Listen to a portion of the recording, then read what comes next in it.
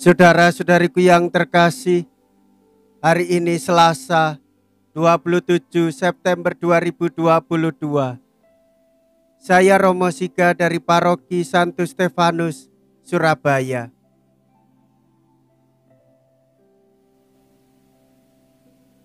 Dalam nama Bapa dan Putra dan Roh Kudus, amin.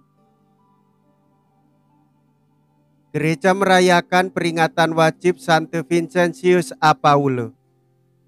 Ia seorang imam. Mea culpa, mea culpa, mea maxima culpa.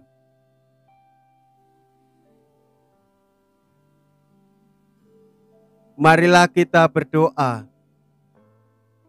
Allah Bapa pembela kaum papa, Engkau telah membina Santo Vincentius imammu dalam kegiatan kerasulan menyelamatkan orang miskin dan mendidik menjadi seorang rohaniwan. Semoga kami dikobarkan dengan semangat yang sama, mengasihi dan dikasihinya dan melaksanakan ajarannya. Dengan pengantaraan Kristus Putramu yang hidup dan berkuasa, bersama dengan Dikau dalam persatuan Roh Kudus, kini dan sepanjang segala masa. Amin. Tuhan bersamamu dan bersama rohmu. Inilah Injil suci menurut Lukas. Dimuliakanlah Tuhan. Lukas bab 9 ayat 51 sampai dengan ayat 56.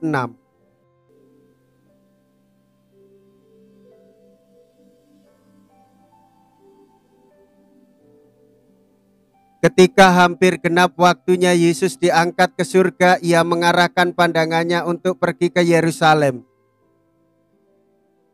Dan ia mengirim beberapa utusan mendahului dia. Mereka itu pergi lalu masuk ke suatu desa orang Samaria untuk mempersiapkan segala sesuatu baginya. Tetapi orang-orang Samaria itu tidak mau menerima dia karena perjalanannya menuju Yerusalem. Ketika dua muridnya, yaitu Yakobus dan Yohanes, melihat hal itu, mereka berkata, "Tuhan, apakah Engkau mau supaya kami menyuruh api turun dari langit untuk membinasakan mereka?" Akan tetapi ia berpaling dan menegur mereka. Lalu mereka pergi ke desa yang lain.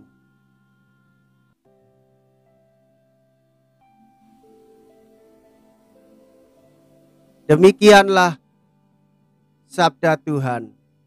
Terpujilah Kristus.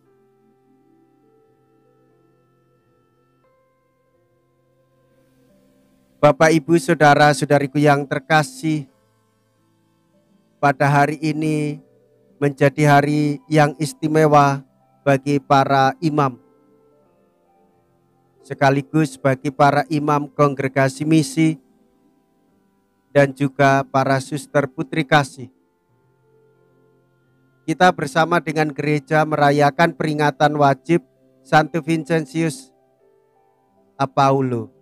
Ia seorang imam dengan menitik beratkan pelayanan dan pastoral kepada orang-orang miskin dan menderita, pendidikan para calon imam, dan juga pendampingan sekolah-sekolah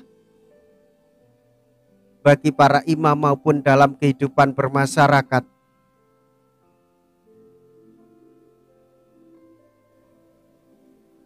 Dalam permenungan, apakah sesungguhnya dasar, alasan, dan motivasi pelayanan? Kesaksian hidup Santa Teresia dari Kalkuta memberikan jawaban atas pertanyaan pokok itu. Ibu Teresa bersama para pengikutnya menolong dan merawat para penderita kusta yang berada di pinggiran kota. Pada saat yang sama, sebuah partai besar di negara itu mengajak Ibu Teresa untuk bergabung dan bekerja sama. Ibu Teresa menegaskan visi kami melayani para penderita kusta berbeda. Kalian membuatnya demi motivasi politik supaya nanti pemilu mereka memilih partai kalian. Sementara pelayanan kami kepada para penderita kusta dasarnya karena iman akan Tuhan kami, yakni Tuhan Yesus Kristus yang menanggung banyak penderitaan orang lain. Demikian juga keprihatinan yang dialami oleh Santo Vincentius, sangat peduli pada pendidikan para calon imam, supaya imam-imam dibekali dengan pandangan penuh hikmat dan kebijaksanaan yang bersumber dari Tuhan, mempersembahkan diri untuk pelayanan di altar Tuhan, dan juga memberikan pendidikan bagi anak-anak orang miskin, serta pelayanan kesehatan. Itu semua didasarkan karena iman akan Tuhan Yesus Kristus yang lebih dahulu mengasihi, dan supaya setiap para imam bergerak karena kasih Tuhan. Caritas Christi urget nos, cinta kasih Kristus yang menggerakkan kita untuk melayani. Sebagaimana orang-orang suci, Bunda Teresa, Santo Vincentius, dan para imam serta para suster putri kasih, dan kita semua diajak untuk melayani didasarkan karena cinta kasih Kristus yang menggerakkan kita untuk melayani. Saudara-saudariku yang terkasih, kita juga mendengarkan kisah Yesus yang ditolak oleh orang-orang Samaria. Kita semua diajari untuk mengasihi, bukan untuk membenci. Diajari untuk mengasihi, bukan untuk menghukum. Kekerasan tidak dilawan dengan kekerasan. Kekerasan dilawan dengan kebaikan. Kejahatan dilawan dengan kesucian.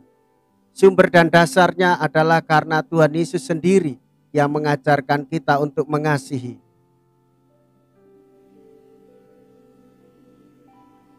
Saudara-saudariku yang terkasih, sebagaimana Tuhan Yesus menyarankan kepada para muridnya untuk melalui jalan lain, maka hendaklah kita di dalam kehidupan ini tidak melawan kejahatan, kebencian, iri, dan dengki dengan kejahatan yang sama, tetapi berbuat kasih karena Tuhan yang menghendaki.